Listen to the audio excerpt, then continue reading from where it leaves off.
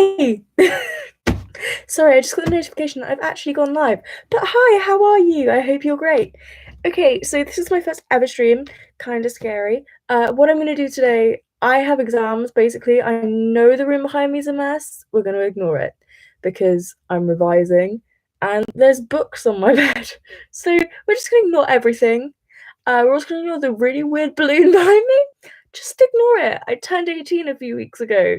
It hasn't gone down and I don't want to get rid of it because, helium. So it's just there. Okay. Sorry. So I study classical civilization as an A level. So what I thought I would do, the best way to learn something is to teach someone else. And so I'm not annoying my friends by constantly going on and calling them and going, can I teach you about the Aeneid when they have absolutely no interest? I thought I'd do a little stream and teach you guys about it. You could watch this if you're doing A level. You can watch it if you're just interested. If you're American, maybe you're doing it for like a literature class or a history class. You could watch it for that. But the way I'm going to be looking at it is from the viewpoint of a world of the hero specification, which is the A level specification for OCR, I believe. So there are some books that I won't be covering. They are book 3 and book 5 because they are not on the spec. We have no reason to know them. But yeah, I might go over it in a little tiny bit of detail, but I'm going to be honest, I know absolutely nothing about book 5. So sorry if that's what you're looking at, because I do not know it. After we've looked at the plot, we're also going to be looking at purposes. You might be wondering what I'm looking at. I've got some lovely posters that I made to help myself remember. So yeah, it should be quite fun. I'm kind of looking forward to it. I think I'm going to delve more in on propaganda and stuff, like Augustan propaganda, because that's really interesting and it's really cool to look at people who agree with it and people who don't. So yeah, let's get started. Okay, so book 1, we open on Aeneas, who's this really, really cool hero who totally was completely irrelevant in the Iliad. So what Virgil does is he takes Aeneas from Homer because he can't take any of the bigger heroes from the Iliad because, well, they've already got all their own stories. So what he does is he takes this little boy who was saved by his mum, had a bit of a hissy fit, all of that. His mum got stabbed in the wrist by Diomedes, his mum's Venus. He takes him and he says, right, you're going to be the ancestor of Rome. And it was already a tradition to have him as one of the founders of Rome. He was sort of the ancestor, but at the same time, you had Romulus and Remus. So what Virgil seeks to do is he molds together these two sort of, I wouldn't say creation myths, but founding myths. They're not quite creation, but he takes Aeneas and the Trojans and the journey to found Rome, which was fated, and he also mixes that with Romulus and Remus. So as we will see later on in the summary, Romulus is a descendant of Aeneas. Sorry, my mind is all over the place today. It's because it's my first one. I will get better, I promise. Okay, so we open up in book 1 on Aeneas. He's a Trojan fleeing from the Trojan War. Juno hates him, seemingly for no particular reason, but then we can take into account the fact of the golden apple situation. Now, if you don't know the golden apple situation, I'm going to skirt over it. There are plenty of really good videos on it. I think there's one called Toy Story with lots of Barbie dolls. That's quite good. But basically what happened was Paris was a shepherd. He was lowly. No one had figured out that he was the son of Priam. That was like a big surprise. Okay, so he's the shepherd. And the 3 main goddesses, so Hera, I'm going to speak in the Greek terms because this is a Greek myth. Hera, who is Juno in Roman speech, which is weird. Aphrodite, who is Venus, and obviously Aeneas' mum. And there is Athena, who is Minerva in Roman speak. These 3 goddesses, but all think that they're the hottest, pretty much. And they're a bit angry that nobody will tell them. So Mercury takes them and he has this big golden apple and he gives it to Paris, and the goddesses come before him and he says, give the apple to the hottest goddess. And Paris is a bit like, oh, I don't think I can do that. So then they're all like, well, you know what? We'll give you some incentives. So what they do is Athena promises him knowledge and a good army. Hera promises him power. Aphrodite promises him the hottest woman in all of Greece. And of course, Paris, being a teenager, goes for the hottest woman in Greece. He chooses Aphrodite. The other goddesses are pissed off about it because, you know, he's just being superficial. And then he gets Helen, and we get in the whole mess of the Trojan War. So Hera loves to hold a grudge. Juno loves to hold a grudge, and she hates him for it because he's a Trojan, Paris was a Trojan, Trojan War, blah, blah, blah, blah. So because of this, naturally, she wants him to die. Just typical.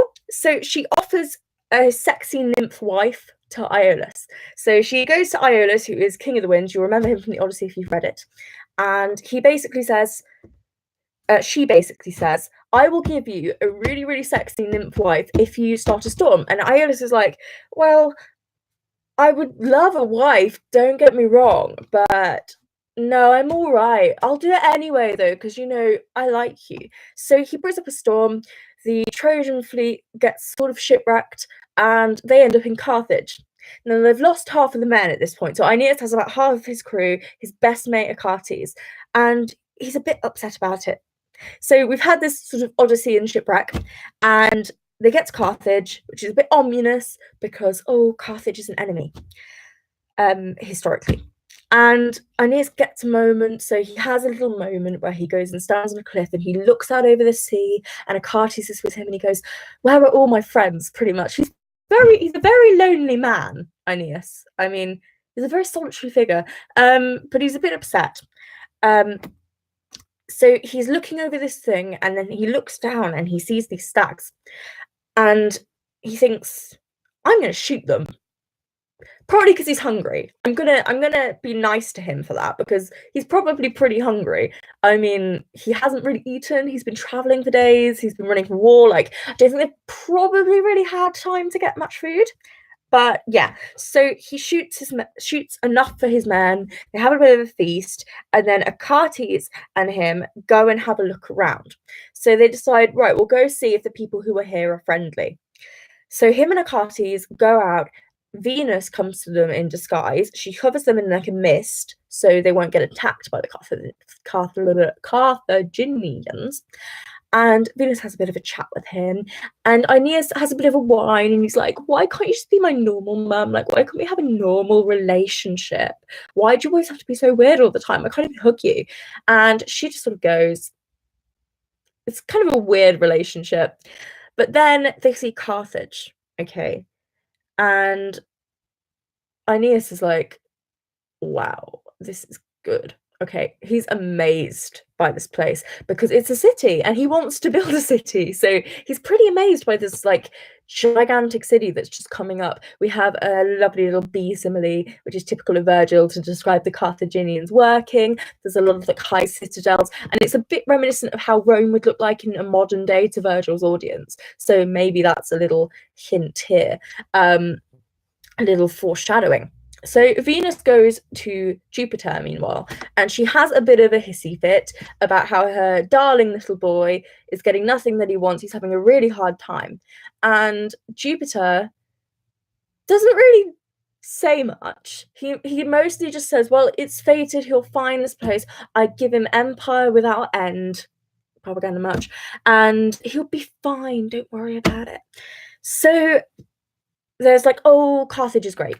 And then they see Dido, and Aeneas is like, whoa, she looks like Artemis.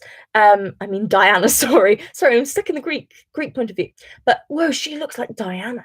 So I think she's pretty hot.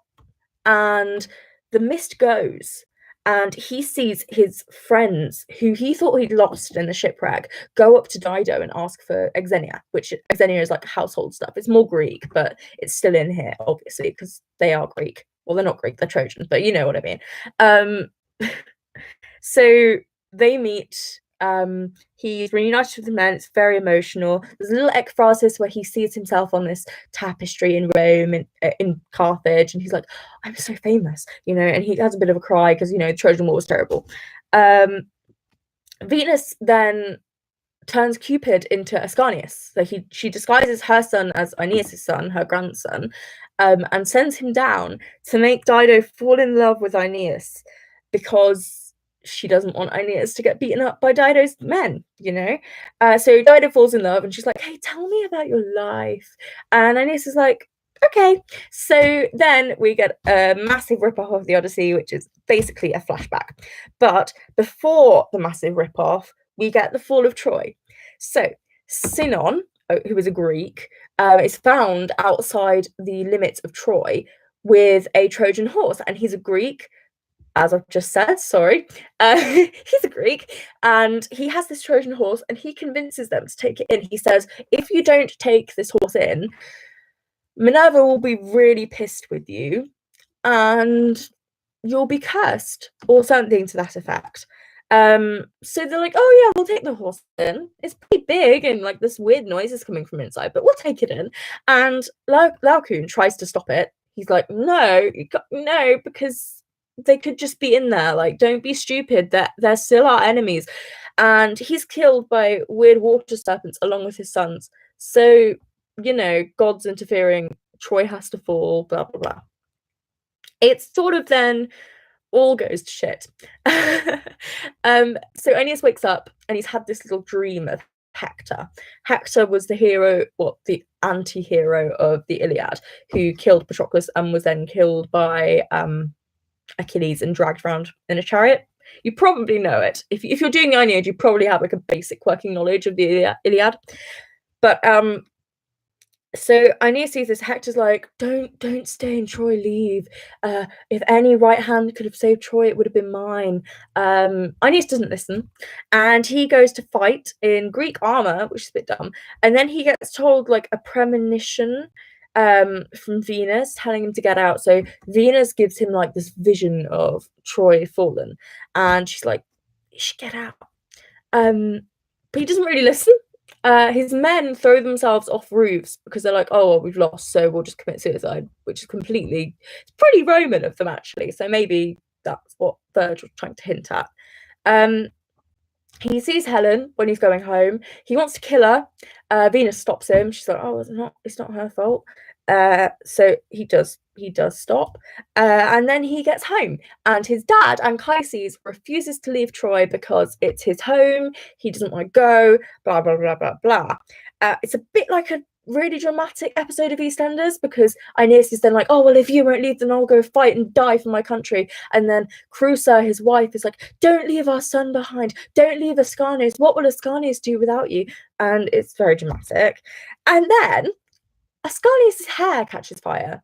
This isn't normal, but his hair catches fire, and that's a prophecy. And apparently, that's a prophecy to say that he will rule, like he will be in charge somewhere. So Anchises sees this, and he's like, "You know what? I'll come with you because my grandson, he's going to do so great. Like he's going to do great things." So they go. Aeneas carries his father on his shoulders, and his father's got the household gods. That's very important because Aeneas is very pious, so we know. But he's got his household gods on his shoulders, and he loses Creusa. That is sort of the lost embrace technique. So he's walking out with his son and his dad, and he doesn't turn around, and he doesn't check to see if his wife's behind them. And then when he gets out, she's not there. He has a bit of a breakdown because she's not there, which is kind of romantic, but at the same time, he should have checked. He runs back into the city and tries to find her, and she appears to him as a ghost, and she's like, "Don't try to find me. Go on. You're fated to marry this other woman. You're fated to have more children. Look after Ascanius. Don't fail in your love for our son." He tries to hug her, and yeah, obviously he can't because she's a ghost, and he has a bit of a breakdown, but then he eventually decides to go. Okay. So that's the end of book 2. Book 3, obviously, I'm not going to cover, as I said before, but basically what happens is basically an Odyssey ripoff. It's basically everything that happens in Odysseus' flashback in the Odyssey, so I wouldn't worry about it too much. Okay, so book 4, Dido. You know her? Yeah, she's she's a bit in love with him. And Juno and Venus see this, and Juno's like, hey, I think they should fall in love. They should totally get together. It'd be so cute. Like, oh, they could be like an empire. And Venus knows she's trying to like stop Aeneas from finding Rome, but she can't resist setting her son up. So she goes, yeah, sure. And Dido goes a bit loopy. Okay, she goes to her sister. She makes loads of sacrifices to the gods. She stops looking after her city. Her city stops working. She won't put Ascanius down, right? And the only reason she hesitates initially is because of Sichaeus. Now, Sichaeus was her sort of ex-husband. He was killed by her brother Pygmalion because of greed. And she made a vow after his death that she would never marry again. Sort of did happen, sort of. But we'll get to the issue of their marriage in a bit. So there's a storm when they're out hunting. They end up in a cave. They have sex. And apparently that's marriage, according to Dido. Now, obviously, that's an issue. You can't just say that sex is marriage because it's sort of, it's not. But yeah, she thinks they're married. For all intents and purposes, they basically are. Aeneas stays there for about a year, and then Mercury comes and he tells Aeneas to leave. He's like, dude, you still have to find Rome. So Aeneas agrees, but he doesn't tell Dido. And when she finds out, she's pissed because he hasn't told her and they're married. So his like duty prevails and he leaves. She's very angry. She says, my descendants will raise your descendants, which is basically hinting towards the Punic Wars with Hannibal. But he leaves and she kills herself with his sword, piling up his belongings and burning them. He basically takes no notice. I mean, obviously he's left, but he doesn't really consider the fact that this woman's a bit loopy and she'll probably kill herself, you know. But Juno takes a lock of her hair because she's like, oh, I really like Dido, you know, all of that. Shows how much she liked it. She liked her by getting her killed. But okay. Then we've got book 6, my favourite book. So this is the classic rip-off trip to the Underworld. The Sibyl is a prophetess of Apollo. Aeneas goes to her and basically she tells him his fate. She says, you've got to find Rome, all of this. He asks her whether he can go see his dad in the Underworld, and the Sibyl's like, well, you need this golden bow from a tree. And it will only come willingly. Only if it comes willingly can you go. Now, this is interesting because when he finds the golden bow, he finds it fine, but he can't pull it off the tree very easily, which is interesting because it was meant to come willingly by fate. So maybe that's Virgil saying, oh, well, it wasn't fated. Maybe he's forcing fate. And maybe that's a comment on Augustus, but we'll get to that. So he yanks it off the tree. And then when he's in the Underworld, he sees various people. So he sees like his friends from Troy, or the people who died in Troy. And he's like, oh, it's so sad. He sees an unburied crew member who they didn't realize had died. Typical of the Odyssey. He sees Dido. He tries to talk to her, and Dido basically ignores him, tells him to piss off. Well, she doesn't even speak to him, and she goes over to her ex-husband. Catiline and Cato, which is contextual. Catiline obviously did the conspiracy, he's being eternally punished, and Cato is the justice guy, so he's watching over and making sure he is punished. And then the Greek heroes run away from him because he's such a great hero, even though he actually did nothing in the Trojan War. I'm going to be honest, he did absolutely fuck all, right? So it's a bit dumb. And then we get the pageant of heroes. So Aeneas finds his dad. His dad is in Elysium, which is like the place where all the good guys go. It's a bit like heaven in the Underworld.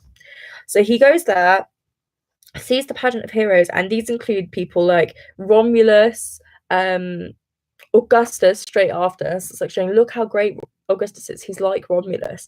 Marcellus, who is Augustus's nephew, I believe, and he died very young, and Augustus was very upset by that. And he basically sees how great Rome's going to be, and then he leaves, and he's like, okay, purpose. I'm going to go found Rome because it's how great it's going to be, right? Okay, so now on to book 7. Faunus, who is this prophet, tells Latinus, who is the Latin king, so that's the place where Rome will be. He tells Latinus that his daughter, Lavinia, has to marry a foreigner. Turnus is her betrothed, and Amata is her mother, and they're not happy about this because, you know, Turnus is her betrothed. She should marry him, which isn't great. There's a lot of omens. One of the main ones, apart from the foreigner thing, is that Lavinia's hair catches fire during a sacrifice.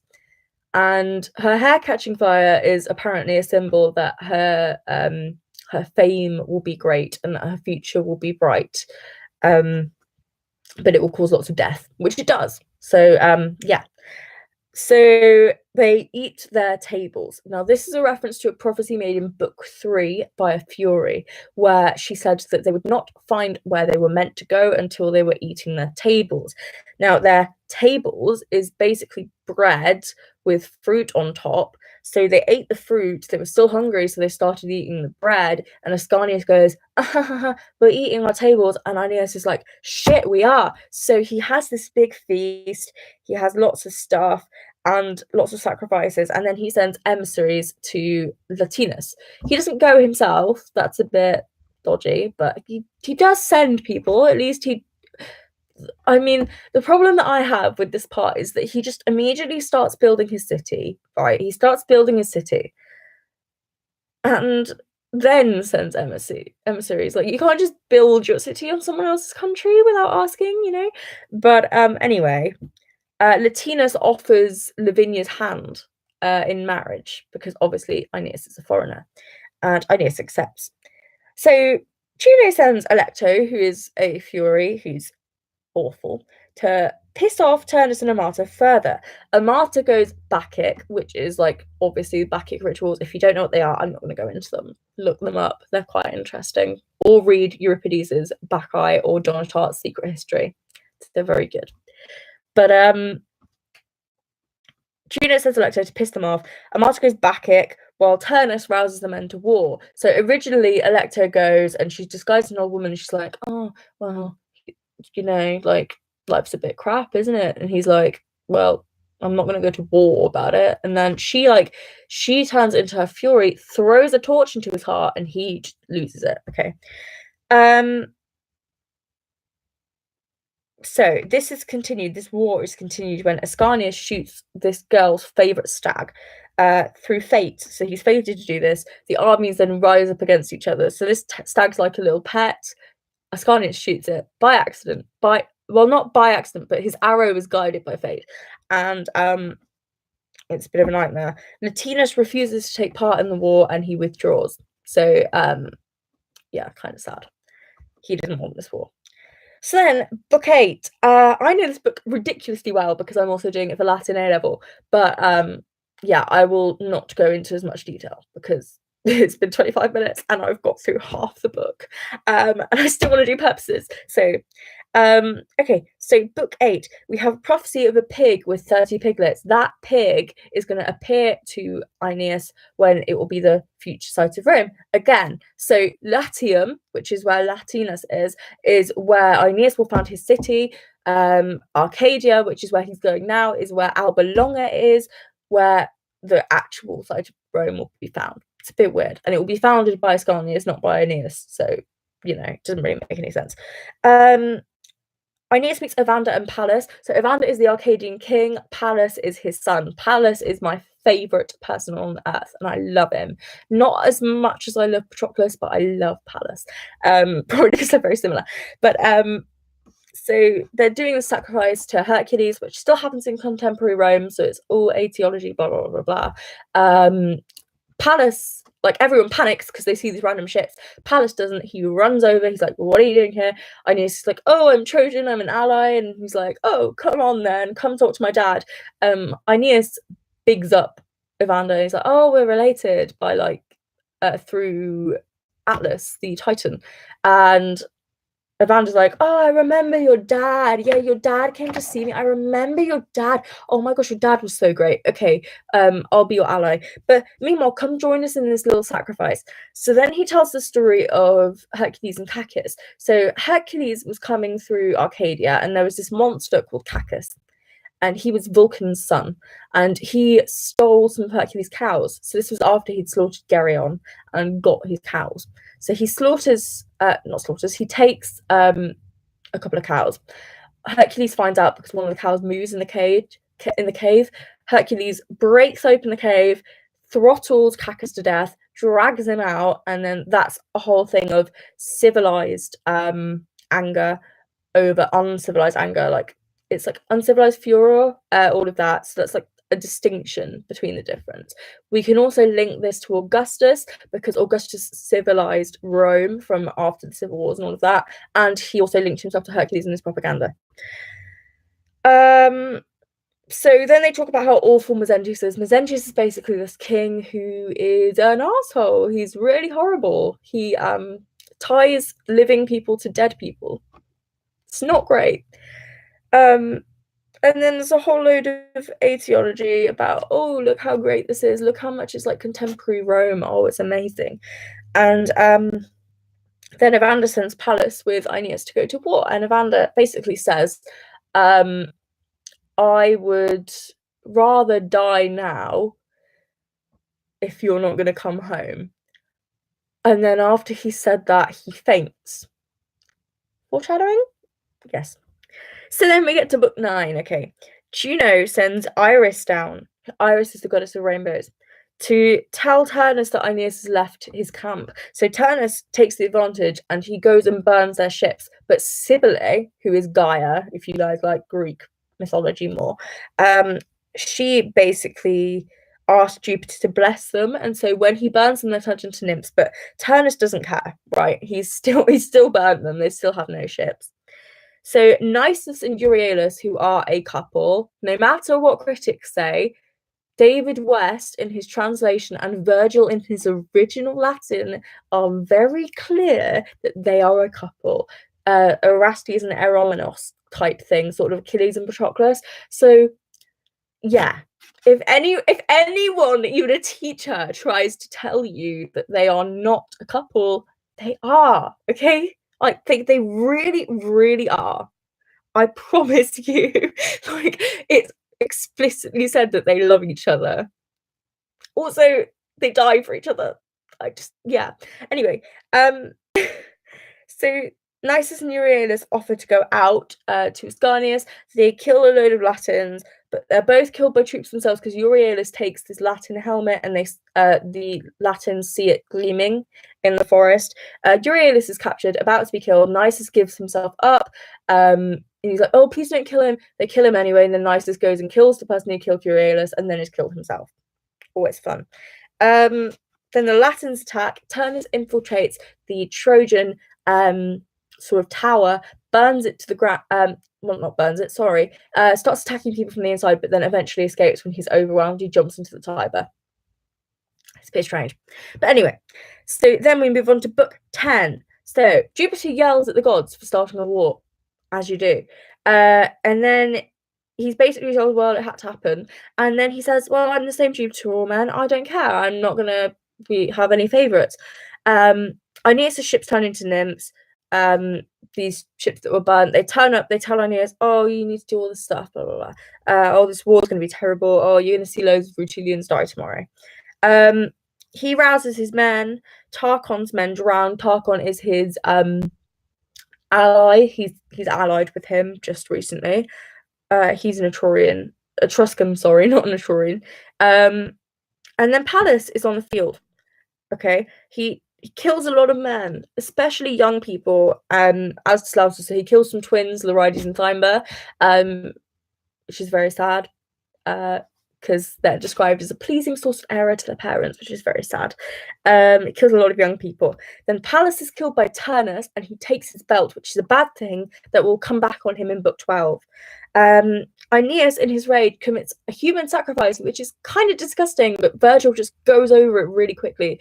It is a link to Homeric stuff because Achilles does the same for Patroclus. After Patroclus is killed, he does do a human sacrifice, but it's also really gross, and the Romans did not like it. So maybe that's criticism of sort of Aeneas. Homeric values, maybe it's Augustus, if you take Aeneas to be Augustus, but you know. Then Lausus, who is Mezentius' son, is killed by Aeneas, and Mezentius goes against Aeneas and then is killed by him. There's a lot of death, so that's basically book 10. It's very negative about war, in my opinion. I mean, some people would glorifies it, but in my opinion, Virgil does not like war. Okay, so then book 11, Pallas is taken back to Evander. He has a funeral that's not much different to Marcellus's. Marcellus was Augustus's nephew, and his death was very sad, we're told. So he's taken back to Evander. His funeral is not much different from that. Aeneas then agrees to a 12-day truce so they can bury their dead, mourn their dead. The messengers think that Aeneas and Evander should sort this themselves. They're like, oh, Aeneas is quite a reasonable man. They should just sort it themselves. They should just have a fight, like Achilles and Paris did. Sorry, was it Achilles and Paris? Yeah, it was Achilles and Paris because Paris was the archer. Sorry. For some reason, I was thinking it was Hector, but I was like, no, Hector died before. Yeah, Hector was the reason they had the little duel. Okay. So then Latinus wants to end the war, so they have a little council, and Latinus is like, I don't even want this war. And then one of the people in the court starts blaming Turnus. He's like, oh, it's because Turnus is so arrogant that this war's happened. And then they scatter when they hear the Trojans are marching towards the city with Aeneas. So the city is given to Camilla. Camilla is a female warrior who is brilliant. I love her. She's definitely a lesbian because, you know, she just is. Diana loves her. She's definitely a lesbian, and I love her so much. They scatter. Turnus goes to lay an ambush for Aeneas, which obviously does not work out because Aeneas doesn't die because the book's called the Aeneid. But yes. Camilla holds the city, but then she's killed by this guy called Pylades, and Pylades is then killed by Diana because Diana's pissed off that Camilla's died. Turnus then finds out that the Trojans have no leader anymore because Camilla's dead, so he has to leave the ambush, and he's a bit annoyed about that, but he does go back. So yeah. And then finally, the final book, book 12, this one's very dramatic. So Turnus decides to go and fight Aeneas alone, and Latinus and Amata are like, don't do that, ridiculous, you'll die. And Turnus is like, well, I'm going anyway because my honor is more important than my life. So they draw up a treaty, and then to be able to do this, and they go and do it. Juno gets Juturna, who is Turnus' sister. She's sort of a mini demigoddess. She gets her to convince the Latins to start a battle, and one of the Latins shoots one of the Trojans. Aeneas tries to stop it, but he's shot in the leg, so he has to withdraw because he was shot in the leg by an arrow. All right. And then Venus pities him, so she sends down a healing balm for the wound. The Trojans attack the city. Amata knows they're not going to win, so she hangs herself. Turnus then begs for a one-on-one fight, and Aeneas agrees. Juno gives up her grudge because she's fed up with it, and because Jupiter's like, well, what are you going to do? He's going to win. And she basically says they can be fine as they are. I don't care what they do, but they have to have the language of the Latins and the dress of the Latins. They can be Trojans, but they have to be just like the Latins. And Jupiter agrees to this. So Jupiter then sends down a Fury to weaken Turnus in their fight. And Turnus is terrified, falls to the floor. Aeneas is about to show mercy. And then he sees Pallas's belt. Now, this will take some explanation. In war, when you killed someone, it was impious to take their armor. Okay. I mean, Achilles was pissed off that Patroclus had died because he was his lover. But part of it was because Hector took his armor. So Aeneas is about to show mercy. He sees Pallas's belt and he flips And this is like a moment he just kills Turnus, and then that is the end of the book. Now that could be the end of the book because maybe it was a point about how you can't do stuff like this. Aeneas is not a good man, all of that stuff. But perhaps Virgil just didn't finish it. I'm erring more on the side of it was intentional, because I don't think Virgil liked Augustus. I mean, they were friends, but I don't think he liked him, you know. But yeah, that's the end of the summary. So now we're going to move on to the purpose. Sorry, just going to move my massive posters. Okay, so we're going to move into the purpose. So one of the purposes, and perhaps the main purpose, is Augustan propaganda, because the Aeneid was commissioned by Caesar Augustus through Maecenas, who was his propaganda guy. And there are certainly many moments in the Aeneid where he was both directly and indirectly glorified. So I'm going to give you a couple of examples. In book 1, there is a simile likening the calming of the winds by Neptune to a noble Roman calming a mob. This is like a common link of Aeneas and Augustus to Neptune, who was known to calm people, calm storms. Then Jupiter says later in the book, I will give them empire without end, and references Augustus's Pax. That was his peace thing. He was all about peace, but he also wasn't. It was a bit weird. If you do Imperial Image, you'll know what I'm on about. In book 2, Aeneas takes the Penates with him. That shows Augustan piety. In book 6, Pageant of Heroes with Augustus linked to Romulus and Remus and all of these great people. Julius Caesar is deified. There is a Dewey Filius link. Book 7, there is the closing of the gates of Janus, Augustan Pax, that shows, because the closing of the gates of Janus means that the city is at peace, so he did so 3 times. Then book 8, there's the Battle of Actium on Aeneas' shield. I did not mention that in the summary. Basically, he gets the shield with all these great things on it. You can probably look at a picture, to be honest, but the most important part is the Battle of Actium. This was like the big battle between Aeneas and Antony. The gods are on Aeneas' side, so it's glorified. Also in book 8, we have the simplicity of Evander's home. So basically the whole of Arcadia is described really simply, and that shows, like, that would echo Augustus's really simple house on the Palatine Hill and his really simple way of living, apparently. However, there are also moments within the play that are perhaps criticisms. Play? Sorry, I've been doing too much. I wrote this after my Othello exam. So I've literally just written play. Okay, there are also moments within the text that are also criticisms of Augustus. In book 10, there's the human sacrifice and the murder of a priest, so that's obviously bad. Book 7 and 8, 7 and 6, the golden bow doesn't come easily. Technically, Aeneas is not a foreigner, and Turnus is, so he's not fated to marry Lavinia. So perhaps that suggests that Augustus's rule was not fated but forced.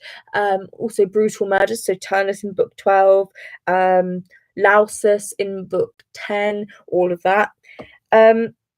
In my personal opinion, I would suggest that Virgil is dramatising the split between Octavian and Augustus through Aeneas, perhaps showing that this peaceful Augustus could turn back into the bloodthirsty and merciless Octavian at any time. So there was a clear split in Augustus's sort of work. He was Octavian, who was this war figure. He was violent, he was merciless, and there was Augustus, who was peaceful, calm, kind, all of that. So I think it dramatizes the split between that. Then there's also the purpose of aetiology. Aetiology is sort of explaining where customs come from, explaining where places come from. And we see that a lot, especially in book 8. Okay, so in book 8, the shield describes Roman myths like Manlius with his geese and Cloelia's choice of warriors, so that's like where that comes from. Evander describes the origin of the festival to Hercules. We are told Arcadia is an Alba Longa, the future site of Rome. There are various other examples. And there's a critic called Williams who says the world that Virgil describes would be recognizable to his audience, an ancient echo from a heroic past. There's also the purpose of a Roman epic. So Virgil wanted to be seen as the Roman Homer. and so to heighten his own reputation. And we can see this through many heroic features that he uses and Homeric features that he uses. So he mentions Homeric heroes in the Iliad, Odysseus and Diomedes, and Aeneas himself. He just nicks. He does an Iliad Odyssey structure. So you have the first half of the book, which is 1 to 6 Odyssey, and 7 to 12 Iliad. That's a critical thing. Similarities in structure, you have the war fought for a woman, Homeric similes and epithets. You have the fact that he basically nicks the plot of the Odyssey for book 3. And I mean, of course, this is all epic convention, right? But Homer was epic convention, so you know, you could just say he's trying to make himself look good. As well as this anti-war, Virgil is quite obviously anti-war because of how he describes it and the things that he has his character do because of it. So he describes it as the plague of war in book 10. You have human sacrifice, murder of Turnus, Pallas, etc. Perhaps this supports Augustus in his peace, or perhaps it draws attention to his previous barbarity in war. That's for you to decide. And then finally, another purpose would be Roman values. Virgil also uses the Aeneid to promote Roman values, including the following. So you've got father-son relationships with Pallas and Evander, Aeneas and Ascanius, Anchises and Aeneas, pietas towards the state, family, and religion, peace, history, loyalty, gravitas, dignitas, clementia, virtus, justitia. Pietas, clementia, virtus, and justitia are all honours that were attributed to Augustus on the Classical Virtutis, which was a shield given to him by the Senate saying how great he was, and these were his best virtues. A translation from Latin, pietas is piety, clementia is mercy, virtus is courage, and justitia is justice. So, yeah. Yeah, okay, that's me done. Okay, so I will probably do more of these streams. I will probably end up doing one on the Odyssey, but my exam is on Monday. So yeah, wish me luck. I wish you luck in your Aeneid adventures, and thank you for hanging out with me, I guess. If you have any questions, don't hesitate to contact me. Probably through the comments, because I will see them. Don't email me, because I am really bad at checking emails. Okay, thank you. See ya. Bye.